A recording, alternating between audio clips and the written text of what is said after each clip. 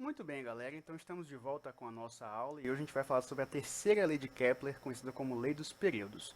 Nossa última aula a gente viu sobre a segunda lei de Kepler, que é a lei das áreas, e a gente viu que aquela lei das áreas dizia que os planetas, quando estão orbitando em forma elíptica, eles vão descrever, o raio vai varrer áreas iguais em tempos iguais, o que vai acabar concedendo eles uma velocidade diferente em determinado ponto da trajetória, né? Depois, na terceira lei de Kepler, Kepler matematicamente estabeleceu uma relação entre essas coisas, né? Ele estabeleceu uma relação entre o período, que a gente vai representar com a letra T, e período, vamos lembrar daquela questão de movimento circular, é o tempo que leva para dar uma volta completa, o tempo de um ciclo, né? E esse período a gente vai considerar como sendo um ano terrestre. A unidade do período aqui, nessa questão, a gente prefere usar ano terrestre, a gente vai ver, né? Por quê? Porque, na verdade, se a gente fosse usar o SI, que seria os segundos, daria 31, mais ou menos 31 milhões de segundos, então não é muito prático a gente usar isso. E tem outro fator importante que eu vou mostrar daqui a pouco de por que usar ano terrestre facilita a nossa vida, né? Então vamos lá, período a gente vai considerar ano terrestre, tipo o período da Terra é um ano, então é uma coisa bem simples de entender. E ele vai estabelecer uma relação entre o período e o raio médio. O que é o raio médio? O raio a gente sabe, né, que é o raio mais ou menos, por exemplo, daqui até aqui. Só que o raio, como a gente viu, o raio muda, né, porque é uma órbita elíptica. Então é a distância média. Se você for somar todas as distâncias aqui e tirar uma média, seria esse o raio médio. A distância média entre o corpo estudado e o corpo central do sistema. No caso do sistema solar, o corpo central é o Sol e qualquer coisa que orbite o Sol pode ser considerado nessa conta aqui.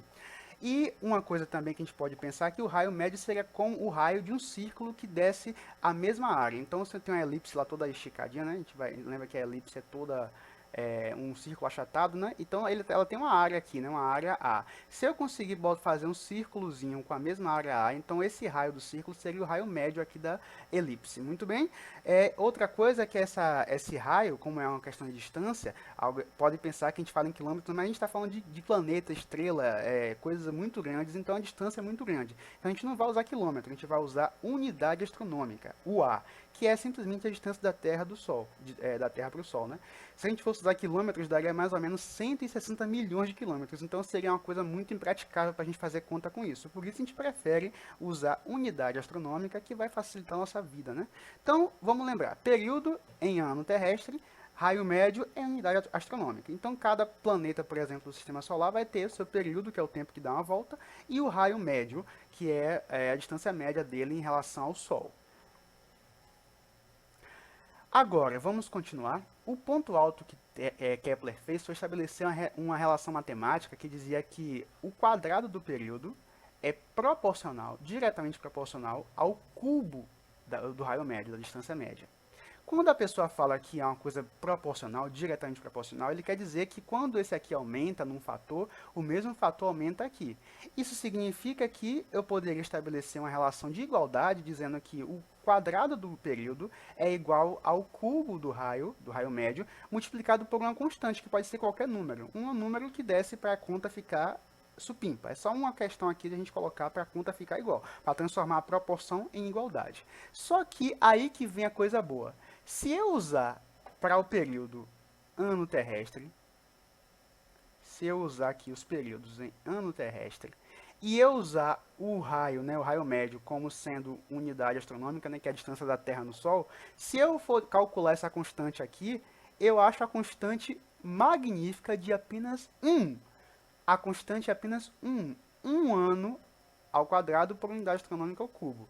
O que é que isso quer dizer? Isso é magnífico, isso é maravilhoso, porque agora, imagine, qualquer planeta, qualquer astro que tiver no sistema solar, incluindo cometas, meteoros, qualquer coisa que fique rodeando ali o Sol, eu posso dizer que, fazer uma conta de forma que o quadrado do período desse astro, dividido pelo raio dele ao cubo, tem que dar 1.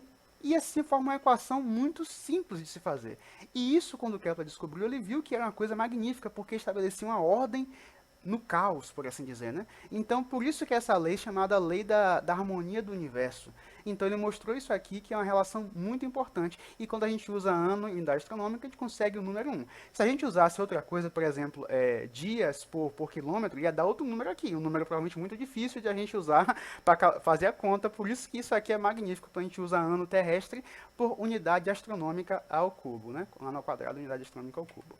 Vamos lá continuar. Agora, uma coisa importante para a gente ver é que, como a gente pode ver nessa tabela, nós temos aqui os planetas do sistema solar, de Mercúrio até Netuno, porque Plutão não é mais, né? E temos o raio médio aqui em unidades astronômicas, ou seja, estamos falando aqui de unidade astronômica, de distância da Terra ao Sol. Então, por exemplo, a Terra é uma unidade astronômica, obviamente, né? Júpiter, 5,2, quer dizer que a distância de Júpiter ao Sol é mais ou menos 5 vezes a distância da Terra ao Sol. E o período ano terrestre também vocês devem imaginar, por exemplo, o período de Urano é 84 anos terrestres. Quer dizer, se você estivesse morando em Urano, você não ia pensar assim, você ia pensar que passou um ano normal, né? Demorar muito, você ia estar bem velho, né? Mas você ia ver que passou um ano, né? Mas a gente está falando de ano terrestre, então, em comparação para a Terra, para Urano dar uma volta, a Terra dá 84 voltas no Sol. Então, basicamente, essa é a relação. E como você pode ver, essas contas vão dar sempre aproximadamente 1. Mercúrio, por exemplo, se eu pego ó, o período ao quadrado aqui, T ao quadrado, e o raio ao cubo, vai dar aproximadamente 1. Por que é que não deu 1 aqui? Porque esses valores aproximados. Se eu realmente for muito preciso aqui na distância média e muito preciso aqui no período, eu vou conseguir aproximadamente chegar em 1. Outro exemplo aqui, Netuno, né? Imagine aqui, nós temos aqui o período ao quadrado, o raio ao cubo, aqui dá muito perto de 1 com esse valor. Então, de forma que se tem qualquer corpo orbitando o Sol, eu vou calcular isso e vai dar 1. Simplesmente assim. Agora, o ponto alto, que essa equação aqui que a gente viu, essa equação não é uma equação feita para o Sol. Qualquer sisteminha, por exemplo, sistema Terra e Lua, também vai ter uma constante K, que vai ser igual o período da Lua ao quadrado dividido pelo raio ao cubo. Vai acontecer também, né? Agora, esse K não vai ser o mesmo K do Sol, vai ser outro K. A gente vai ter que descobrir para fazer a conta. E quando a gente descobrir, a gente pode calcular qualquer coisa que tiver ao redor da Terra. Por exemplo, se tem um satélite aqui, um satélite orbitando a Terra aqui, e eu souber qual é o K da Terra, a constante da Terra, eu também consigo calcular o seu período ou o seu raio, se eu tiver um ou outro.